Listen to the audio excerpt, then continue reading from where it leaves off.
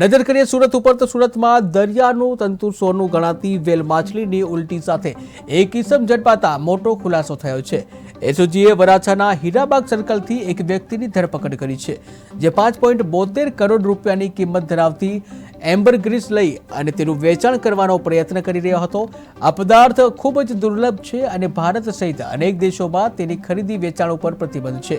ત્યારે આરોપી મૂળ ભાવનગરનો છે અને ખેતી સાથે એન્ટિક વસ્તુઓમાં પણ રસ ધરાવતો જણાવી રહ્યો છે।